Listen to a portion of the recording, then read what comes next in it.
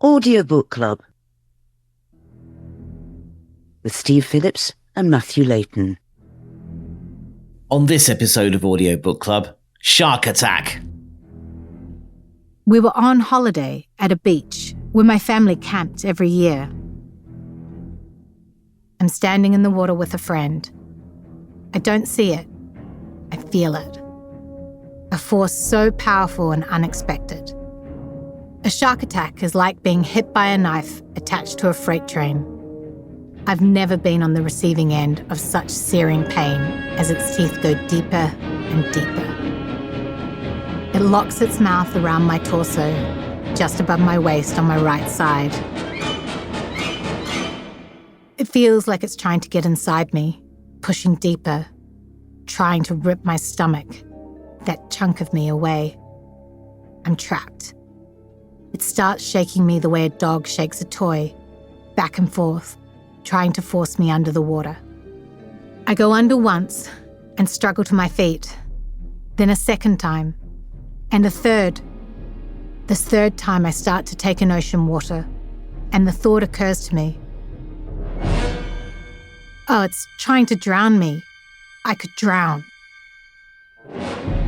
Like, I thought in a shark attack you'd die from the attack. But now there's a whole new way to die I hadn't realized.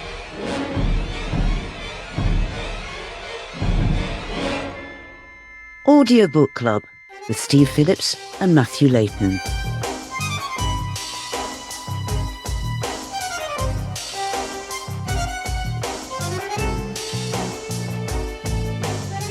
Hello and welcome to Audiobook Club, the podcast about audiobooks that knows that nobody likes a grass. Well, actually, Matt, I think we do, don't we? We really like this grass, don't we? Eh? We do. But from the age of about 2, my daughter Wizzy, I always said to her, nobody likes a grass, when she tried to tell on her sister. Introduce prison language at an early age, just in case she needs it in the future.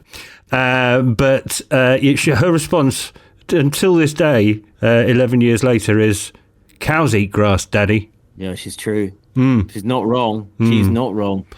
But, so listen, no, I will not be still. You must let my voice be heard.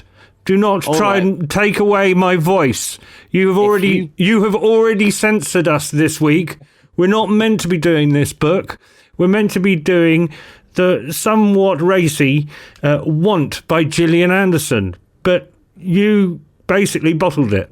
Well, yes. Well, I had a discussion. We were going to have a podcast reviewing Want by Gillian Anderson with a guest joining us, which is a friend of mine from down the road called Lauren, who's reading it. And we will invite Lauren onto the show. But as I was talking to her the other night, and we were talking about preparing for the podcast, and actually the more she spoke about the book, the more I got the fear that you and I, with the greatest of respect, and you know how much I respect you after the last 5 years or so of doing this podcast, and even 6 years of doing this podcast, is that we might be the wrong people to tackle this particular book, because it just wouldn't sit comfortably, and I suspect we might lose the listener we have by agreeing on different sexual fantasies with each other. It would just change our dynamic and our relationship. So yes, I'm sure it's a very good book. Let us know what you thought. We'll read them out and obviously not go red with social English or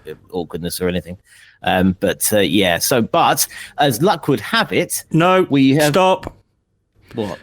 You have to do penance. Don't stifle me. Oh, go on then. You have to do penance for your censorship, for your authoritarian, autocratic ways.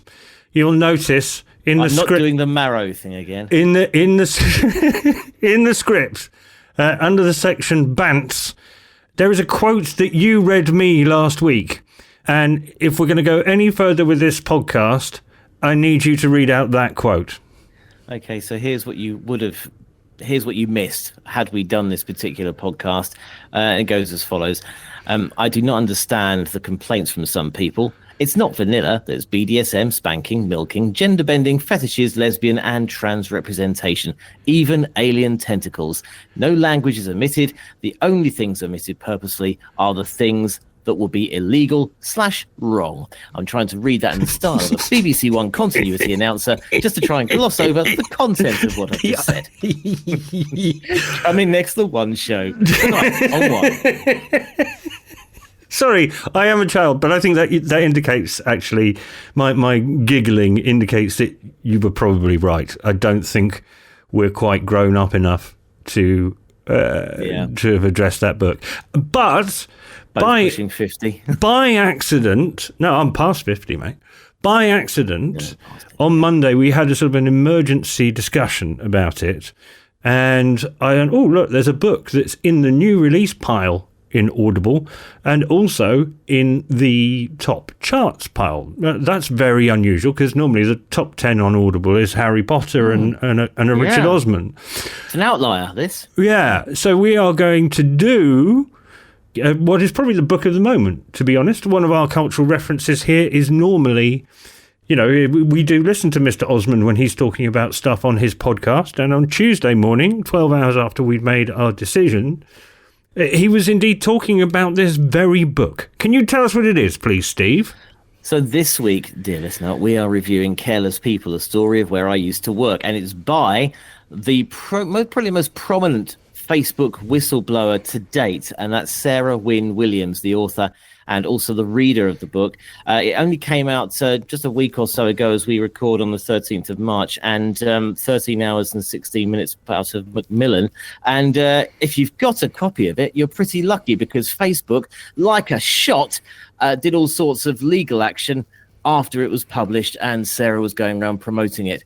So, yeah, obviously the words sort of horse and bolted and stable door sort of spring to mind. But and apparently they've got an injunction going on at the moment in the States, but not in the UK. So you can go out, listen to it. She's been on all sorts of doing the interview rounds as well, talking about the book. And so, yes, so this book is it's like gold. It's like dynamite. So were you aware of, you said she was a prominent Facebook whistleblower. Were you aware of her before this book came out? Because I wasn't. No, I wasn't. I'd heard sort of when you're sort of reading in passing that there was a book coming out by someone at Facebook about how things were at Facebook. And it's very, like I say, not for the first time, but the previous sort of whistleblowers have been generally put, I guess, sort of lower down the food chain at Facebook in terms of the hierarchy. But Sarah Wynn-Williams was working directly with Mark Zuckerberg, Sheryl Sandberg, and was really on the front line of it all and saw it all. So everything that you heard Mark Zuckerberg saying in, Congress hearings and what have you, this was, shall we say, Sarah Wynn-Williams' truth as to what really happened. And some of the stuff in this book, from the very first few seconds of listening to this audiobook, it became unturn-offable, the audio version of You Can't Put It Down. It was compelling right from the start. Not since Yellowface, actually, have I sort of felt like this is dynamite from the get-go. That's big from you. That was your book of 2024. So that's big words from the big man there. So before you go too far and, ruin the whole point of this of the review is we get half an hour in. Do we recommend? Mind you, we recommend everything, don't we? We will be using our patent pending 3-step audiobook review process to help us in the endeavour of reviewing and recommending this book. We'll be talking a little bit about the author. That's stage 1. We'll look at the text of the book itself, what was actually writ. And then 3, the audiobook production and experience, and does it being an audiobook add anything, which it normally does. So would you like a clip, Steve? Yeah, play on. All right. So, you know what? I can't play the clip, because the clip is from chapter 28, and it took my breath away, primarily for professional reasons. So I'll do the author first, and then as we get onto the book, I'm going to play you clip 2, which is called Come to Bed. Sarah Wynn-Williams is a New Zealand-born lawyer, public policy expert, and author. She was formerly the director of public policy at Facebook. She was born in Christchurch. She went to university at the University of Canterbury in New Zealand, where she studied law. quite a driven individual. She went to work at the UN, partly because she wanted to save the world. As a New Zealand, there's quite a strong environmental awareness down there, and she wanted to go and make a difference on a global scale, in the environmental stuff, and ended up helping to write treaties, which she found a little boring. And apparently somebody turned to her in a meeting at one point and went, you know, what's done more for environmental protection than any of this? She went, no, what's that? Nemo, the fish they had to find, has done more good work for the cleanliness of the seas than the sum total of all UN charters. And when she realised she was a bit of a chocolate teapot there, she quit. And then she went to work for Facebook, and she had an ideological reason for wanting to do it, which was she thought, you know, this is genuinely a powerful grassroots political tool. She realised that wasn't the case, but for some reason, and I think it's a combination of, as her husband points out, Stockholm syndrome, and also, I should imagine the pay was quite good, and also the exciting places where she got to go. It took her 7 years to leave Facebook, and she was booted out. So she started working for them in 2011, became Global Public Policy Director, and Facebook terminated her employment in 2017 because of alleged poor performance and toxic behaviour. So hard was marked, wasn't it? Well, and indeed, the line is, Williams has stated that she believes this was in relation to reporting her boss for sexual harassment. And yeah, that's what we're told in the book. We're told what really happened and what lies behind those lines, some of which are from Wikipedia, I'll admit. You know, what was really going on in the Facebook building, and not only the dubious motivations, but also the actually quite freaky sexual harassment stuff as well. When Mr. Osman on The Rest Is Entertainment referred to this book, he said the interesting thing was that this book has been entirely secret. This book is so big, it's in supermarkets. It's very rare for books to get into supermarkets, particularly non-fiction ones. But because Pan Macmillan are trusted and have a relationship with supermarkets, which you don't normally go to buy a book, you just pick one up and throw it in the basket, they'll probably only have 10 or 20 different titles. They managed to keep it secret until the book came out. And as you say, the strange thing is it's got into the book charts, even though she can't promote it. So yeah, it's a big and important book. And I have to say that I'm going to go to clip 2 now. There was a bit where if I'd have been holding a cup of tea, I'd have dropped it. If I'd had tea in my mouth, I'd have spat it out. Just a sentence, even after, 28 chapters after the shark attack, that just shocked me. And I look forward to your response to this. But it's better if you rest now, so you can get back on California time, she insists. I'm okay, I respond. There is only one bed in the jet, and Cheryl is obviously using it. Sarah, come to bed. Her tone hardens. I look around at the others to check if they heard what I did. I shake my head, and she repeats her instruction. Sarah, come to bed. We're at a stalemate. I look around desperately for support from the others, but everyone's looking away. I don't think you got that far, did you? No, I didn't. I heard this bit though from somewhere else. I can't remember where it was, but this moment. There are certain. I mean, this. I hadn't heard it. I hadn't heard it, and it just hit me like a freight train out of the blue.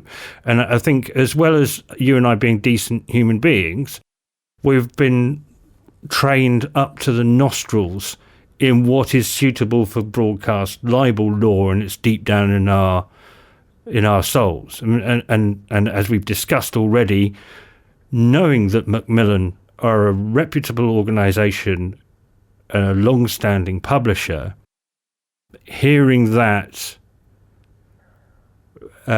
shocked me to the core. I don't know if you feel the same. Not completely. I mean, obviously, this book is it's the sensation is blowing the cover on the inner workings of Facebook, the personalities, their behaviour, obviously, and it really does more widely speak to, we've all worked at places where behaviour's been questionable, and you hear stories about this kind of thing going on all the time, unfortunately, don't you? These sort of instances where a line is constantly crossed. We worked at one of them, Steve. We met at one of those organisations. Well, we did, and well, I mean, about the BBC, that particular organisation is that they, out of all the organisations that are in the news because of this, they're one of the organisations that's very good at self-flagellation. So they will always beat themselves up about things and have lots of inquiries and make sure things like this don't happen again and all the rest of it. Big clunky organisations everywhere across the world, you will, but just by the law of averages, get some bad eggs in there, won't you? But it's this kind of behaviour. It's quite. This book serves another purpose, I think, to also shine a light that this sort of behaviour, even at the very top of a business, goes on. And you're not alone if you feel you're going through something like that at work yourself. Obviously, this is a very sort of unique circumstance, private plane, bed, and all the rest of it. We don't all travel on private planes. Obviously, I know you do. But I have done. I'll send you a picture. Yeah, I just hang on to your wing, as it were, as a serf. But you're serving the nibbles, Phillips. It does make me think. Actually, just back to your earlier point, just before you played the clip. This is, I mean, I'm guessing that Facebook are only taking the legal action the last sort of few weeks because they had no idea about this book coming out. Exactly. I'm guessing. Yeah. And that's part of my point as well. Is that, look, there's also there is a human thing, which is you mentioned Sheryl Sandberg. I hadn't heard of her, but by that point in the book, I had an impression of who she was. And to me, it was out of the blue. There's also a thing there, as much as you and I are not afraid of a little bit of buffoonery and smut, we do actually have very sound editorial judgment, and we know what we're doing. We know how to push things to the line and not go over. Although you sometimes think I do, I don't. But that is such a specific story about a prominent person that will have been through Pan Macmillan's lawyers and is as near as damn it guaranteed to be true. And alongside all of the rest of the stuff in the book, turns out Facebook grew too quickly. It's like it's run by a bunch of 14-year-olds, all of that. But this actually just, that little bit, there had been gentle allusions to sexual harassment of a verbal kind from her actual direct line manager, and that comes up later in the book. If you don't want spoilers, I won't give them to you. But I think, to be honest, I guess it's slightly unusual to have a woman in the role as the abusive person. And the thing is that there was one bed on the private jet, and the chief operating officer told me to come to bed with her, and twice. And it wasn't it was the second time, it was a barked order. Now, I just assume that part of Sarah Wynn-Williams' decision here is that if she's prepared to put herself out there to that extent, if you issue a sentence like that, whether it's true or not, you are going to spend a large proportion of the rest of your life in court. If you print it. Yeah. So there's just all sorts of layers to that comment that actually made me listen to the book a second time so I could pick out that particular clip. It was, I was gobsmacked, and So that blew me away. You have to admire Sarah Wynn-Williams. Do you think she's taking a massive risk personally by writing and publishing this book, given what Facebook could feasibly do to her, legally? Yes, of course, but you've got to admire is not the thing for me, because I think she's going to be all right for cash now that her books are sold in supermarkets, and if they are indeed, if they all get pulped in the States, then the copy you bought on Monday, Steve, is going to, if you'd bought a traditional tree-based pulp one, then it would be an artifact that'd be worth a growing amount of money. She has achieved fame. She's a highly driven individual. Somebody said something to me once about somebody you know. She hasn't exactly drunk deeply from the milk of human kindness. She's very driven, and as I say, the thing that bothers me is that she stayed there for that long. Oh, I could have left. I thought that point was where I leave, but I was pregnant, so I stayed. And then she had the second baby. I thought I should leave then, but I stayed. And for somebody who set out as an idealist, I think, circumstance, money, excitement, Stockholm Syndrome kept her there. It's an interesting point in the book where she describes how Zuckerberg changed between 2011 and 2017. And her argument is, when she turned up, the Zuck was not thinking about policy. He was just thinking about more users. He wasn't thinking about his role as somebody who is as powerful as the president of a country, but is going to be there for 50 years because he's got the sole ownership, and that he had a responsibility on a global level and should be talking to presidents. And she got him in front of everyone up to and including Obama. But it's interesting, actually, right at the start of the book, and this is what really, if you haven't listened to it yet, this will get you right from the get-go, is there's a point where she's just started her job and she's asked to organise a meeting with a Facebook hierarchy and the Prime Minister of New Zealand, and just listen to Mark Zuckerberg's reaction when he's asked to come to this meeting. Well, I can't remember what happened. He didn't want to. I mean, basically... Oh, yeah, he didn't want to. Yes, he didn't want to. And then it turned out that because he went to university in Christchurch, same as her, in fact, the Prime Minister of New Zealand knew Sarah Wynn-Williams' sister quite well, because there had been an earthquake in Christchurch and Sarah Wynn-Williams' sister, Ruthie, was on the scene. So it turned out they were just having a casual conversation.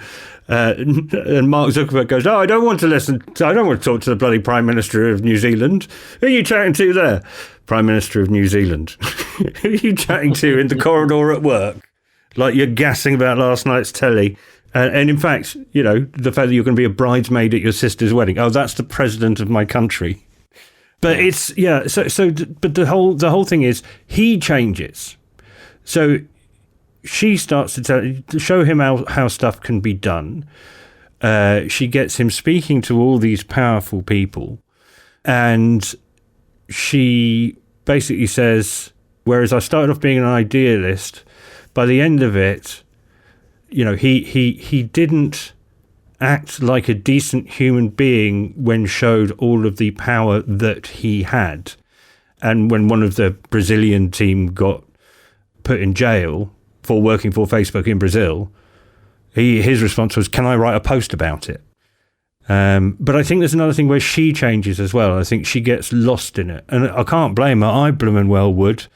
I did, 3 years at the BBC 25 years ago. I'm still dining out on the stories of the minor celebrities that I met there. Yeah, that's the same thing, isn't it? That's the same. Well, but look, when just before you met, I was working at Radio 1, and you knew that as a freelancer, if you went on holiday, someone was going to come and take your place, who was younger and cheaper than you. And this is when I was 24.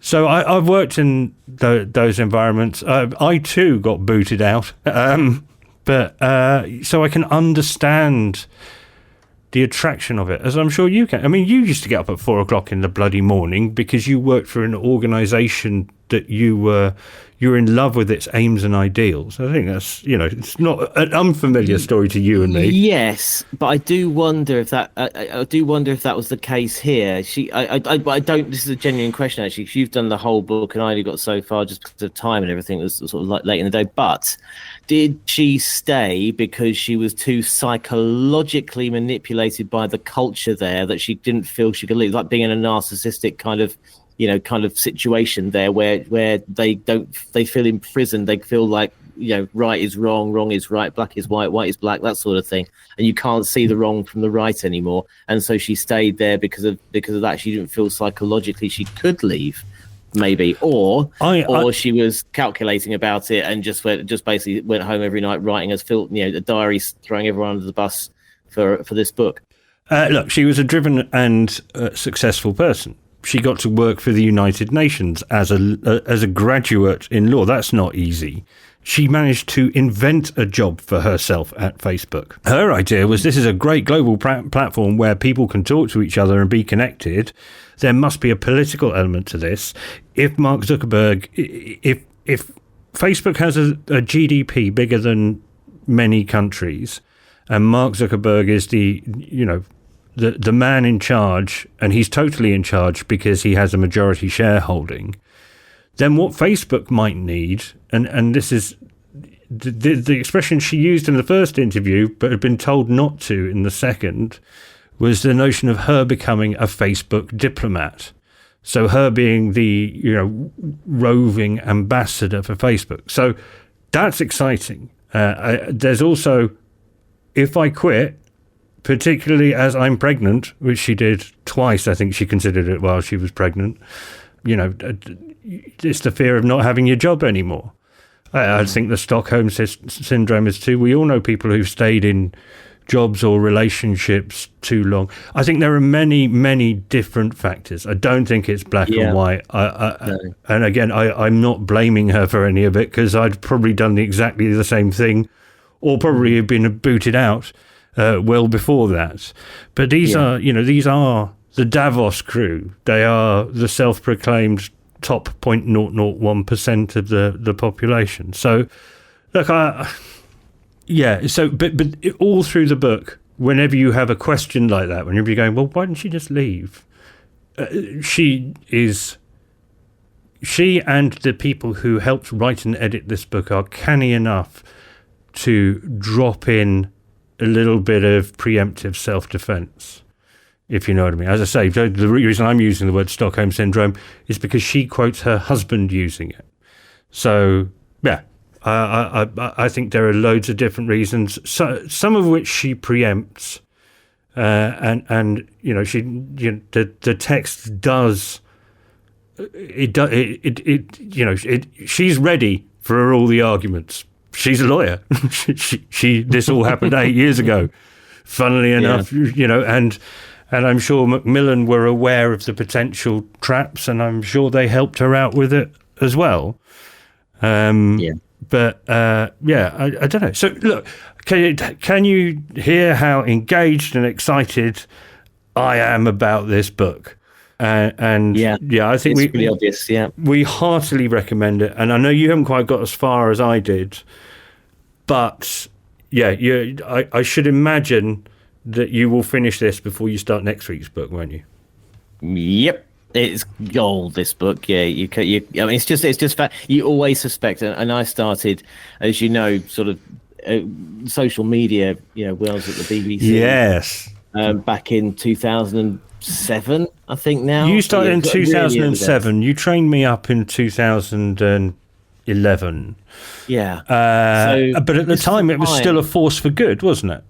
Well, it was a journey of discovery. It was such an exciting time because obviously Facebook had been around for a while, but it was only just starting to become corporate pages as opposed to just friends reconnecting after years or whatever. And then Twitter came out, and there was just Twitter in particular, as from a journalist point of view, this was amazing. What a great resource, getting essentially just tip-offs about news stories from people in the street. Everyone instantly became a broadcaster with the advent of Twitter and platforms like that.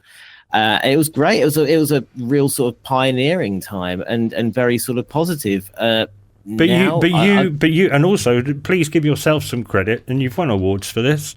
When you were working for BBC London and you established their social media department, you combined this new world of social media with service organisation in a way that had never been done before. I don't think you give yourself enough credit for that. Sometimes it feels like there's a guy on this show which was drama of the origins of Doctor Who, and basically there was a guy, I think it was Mervyn Pinfield his name was, and he was showing producer Verity Lambert around the studio at Lime Grove, and there was early version of the auto cue, so words coming up in the camera face, and you really could look directly in the camera and read the words. And he said, I should have got down to the patent office earlier. I invented it. And there were so many people like that who made life changing things. No, I'm not saying you did that. I mean, but I'm not saying that either. It is interesting that you are so uncomfortable with a compliment that you go to your usual security blanket immierly and you suck on the grotty corner of Doctor Who. It's a great grotty corner to suck on. Thanks very much.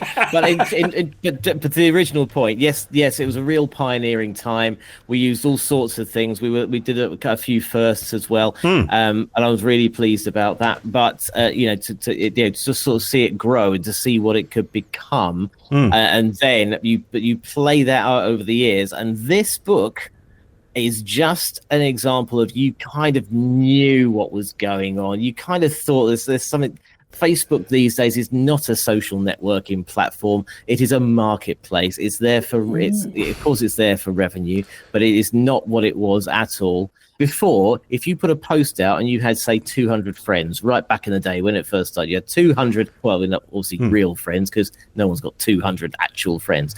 But well, maybe that's just me. You don't, yeah, clearly. But you knew that post was going to be seen by all of them. Now you've got to pay for it to go out to your 200 friends, and it'll only reach a few of them, and all the rest of it. But it's about payment. It's about money.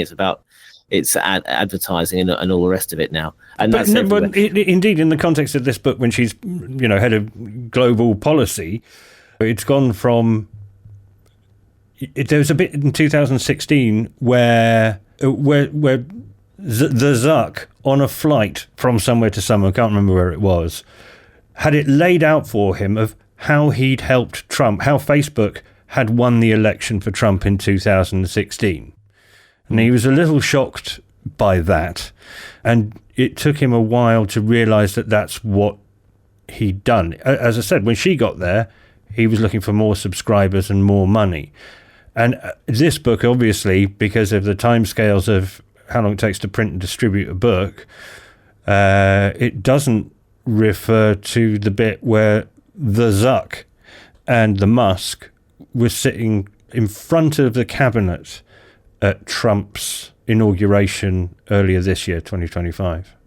So, it's not just on a personal level it's changed and gone rotten. There's no way I can get excited about building up a new following on Blue Sky, because I know how the thing will end. If you know what I mean. But I think so we need to talk about the delivery of the audiobook itself.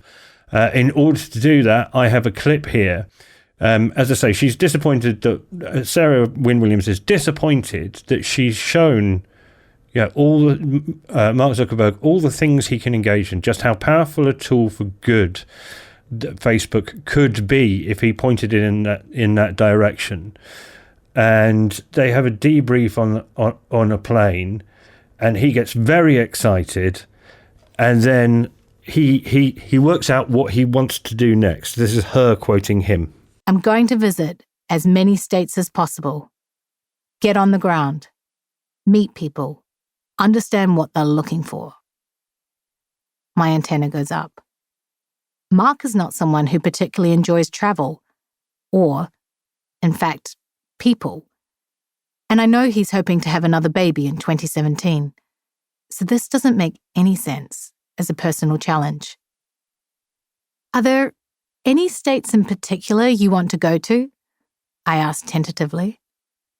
Iowa, New Hampshire, South Carolina, Ohio, Pennsylvania. Ugh. The traditional stops for presidential candidates. And it goes on to talk about him. He's going to have a hard hat on and visit some single mothers and drive a tractor and go and put his arms around. He's going to go to a car factory as well.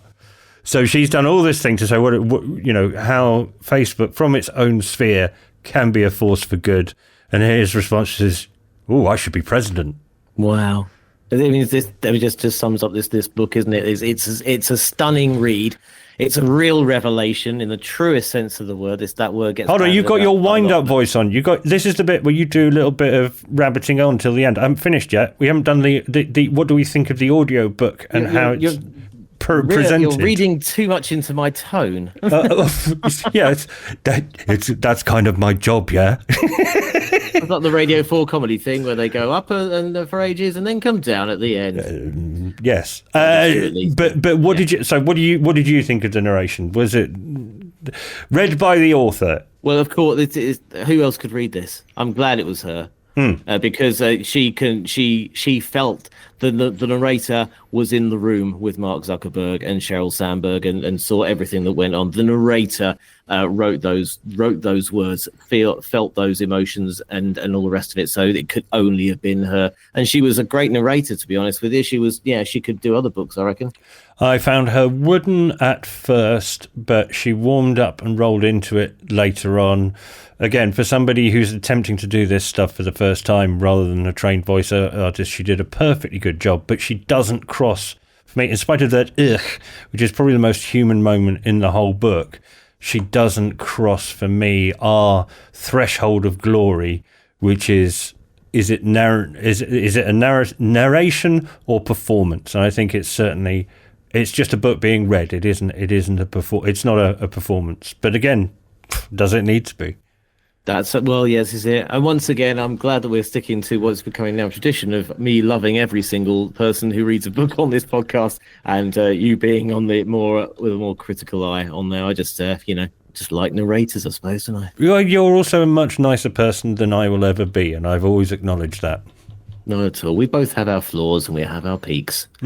Anyway, shall I do my wrapping up tone of voice now? Yeah, prove me right. Go. Well, as you say, that was a great read, Matt. What a great book that was. So Bimble, bimble, bimble, bimble. Bimble, bimble, bimble. Careless People, a story of where I used to work currently, and it feels like you're buying a naughty book because it's been like banned in countries now, and all the rest of it. So Careless People, story of where I used to work, by and read by Sarah Wynn-Williams. Came out on the 13th of March, 2025, 13 hours and 16 minutes of sizzling revelation from Macmillan. Now, next week, quite the opposite, actually, because you're going to send us to sleep. Well, I was hoping to. So one of the things that we like to do here is go, fiction or non-fiction, do we like the story or do we want to learn something? There's some interesting things. I had an audio book back in 2015 that changed my life. It was called Night School. It was by a man named Richard Wiseman, and it had all sorts of interesting facts about sleep. The fact that if you put someone in a cave underground with no light source, they will accidentally or eventually go to a 25-hour clock. The days will be measured in 25 hours. There's a sentence in that book, and we'll talk about it next week, that changed my life. It's really, I learned a lot from the book, but there was one sentence in it in particular that changed my life. Unfortunately, I've managed to find it in my library, but I can't click on it or go through it, so it's no longer in publication, although I still have access to it. So what I've done is I've gone for what is apparently the best book on the topic available on Audible as we speak right now. There's loads of sort of sleep hypnosis and sleep music and all that type of stuff, but this seems to be the most notable academic non-fiction-y work It's called Why We Sleep, The Science of Sleep and Dreams. It's by Matthew Walker, narrated by John Sackville, 13 hours 31. Came out about 8 years ago. So maybe the whole sleep science thing has died off and I'm out of date. But so next week we shall speak of sleep, Steve. And maybe we should do it in the style, the whole episode in the style of ASMR. Which is also very popular for getting people to sleep, where we just whisper and make some noises. And we've just done an episode where somebody is creepily shouting, "Come to bed." I don't think it would be a good idea for us to do it in our creepy voices. Okay, in that case, I'll also, I find I'm listening to myself in my headphones. It's not particularly relaxing, whispering into a microphone. It's a little bit spiky, the sound, isn't it? A little unsettling, mate. Actually, exactly. It's quite harrowing, in fact. You might want to have a shower after that. Not in a good way. Comb over this microphone instead, to make the sounds, all ASMR-y. There we go. So that's Why We Sleep. The New Science of Sleep and Dreams by Matthew Walker, read by John Sackville. Comes in at 13 hours, 31 minutes. If you want to join us in reading that. If you want to join us in the discussion, we are on Blue Sky. And speaking of which, with the social networking thing and how much we think it's all a load of it's all run by crooks and everything. It's we don't think that, of course. That's alleged. You can find us on Blue Sky and Instagram at Audiobook Show. Hashtag is Audiobook Club on all the socials. What are you reading at the moment? Let us know. Then we will start reading it as well and telling everyone else to. Also, got a few great people coming up in the next few weeks as well. Got a guest coming on the week after that. So stay tuned. This is Audiobook Club, and I've been Steve Phillips, and you've been. Good night. Audiobook Club with Steve Phillips and Matthew Layton.